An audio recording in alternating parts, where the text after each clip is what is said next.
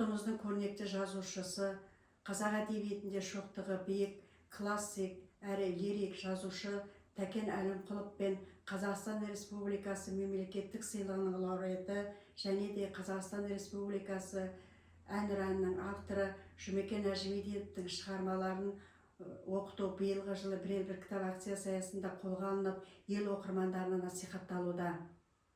Тәкен Әлімқұловтың өзінің артында қалдырған әдеби мұралары бүгінде ғылым кеңістігінде танылып, өзінің тиісті бағасын алуда. Жазушы 1918 жылы оңтүстік Қазақстан облысы Созақ ауданында дүниеге келген. Ол Мәскеудегі Максим Горький атындағы мемлекеттік институтта білім алып, шығармашылық қызметімен қатар әдеби сын және көркем аударма саласында елеулі қызмет етті. Оның шығармалары Кертолғау, Саржайлау, Тұлпардың тағдыры, Көкек айы, Шежірелі Сахара, Туған ауылда Ақбозат атты лирика туындылары және де Сапар, Жасы жаңбырлар, Бозжорға атты жыр жинақтары, Жұмбақжан зерттеу еңбегі және Жемісті жолда, О прошлом и настоящем атты әдеби мақалаларында еркін араласты.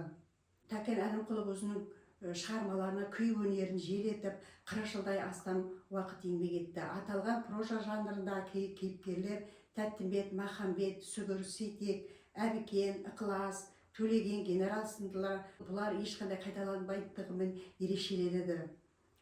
Сол ортаның тарихы, шындығын бейнелейтін тарихи тақырып. Жазушы тарихи кейіпкерлерді сол ортамен тұтас бірлікте ала отырып, сол дәуірдің жанды картинасын жұмсауға ұмтылады. Телқоңыр шығармасында сүгір күйшінің өміріне соғады, мекен еткен Қаратау өңірін кең толғап суреттейді.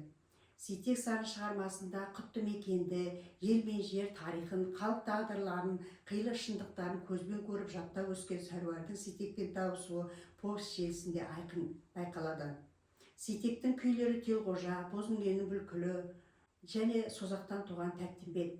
Өмірде болған тарихи тұлғалардың өмірі мен өнердегі орны арқылы шығармада көрсетуді мақсат тұтады. Шығармалардағы негізгі кейіпкерлер өнер адамдары, сазгерлер, күйшілер, ақындар мен абыздар. Жазушы Павленканың бақытын, Поповтың құрыш пен қоқысын, Николаевтың орақ үстіндегісін, Максим Горькийдің зеркендер дүниесін қазақ тіліне аударды. Және де орыс классиктері Лермонтов, Маяковский, Пушкиннің өлеңдері мен поэмаларын қазақ тілінде тәржімалаған. Тәкен Әлімқұловтың шығармасына ден қойып зерттеген профессорлар болды. Оның қатарында Әбесұлы халықтық дәстүрінде күй өнері жанына жақын балап, құрметтеп өткен ақын деп білсе, Тәкен Әлімқұлов қазақ тілінде тәуір білетін жазушы деп қатарына білді. Өзінің қарапайымдылығы мен қоңырқай өмір сүріп жатқан елді аралап, сол жұрт арасында кездескен адамдардан естіген өлең аңыздарын дәптеріне салды. Сол арқылы қазақ әдебиетінің көкжиегін кеңейтті.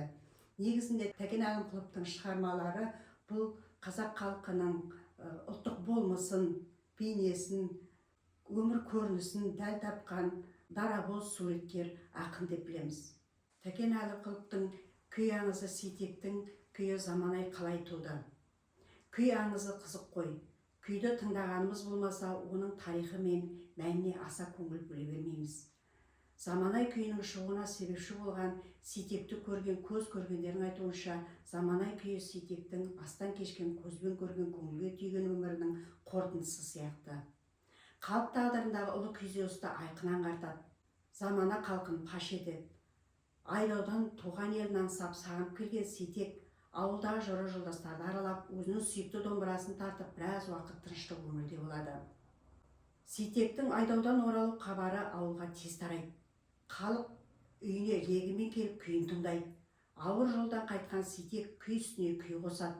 Айдау, түрме, көрген қорлық, туған жер, ұшқан ұяны сағынған жүрек бәрі қосылып домбыраның көмейінен толқындалған күй болып төгіледі. Отырған жұртқа Сейтек: мен аман есен оралғаныма қуанамын, сендерді көріп күй тартқаныма қуанамын.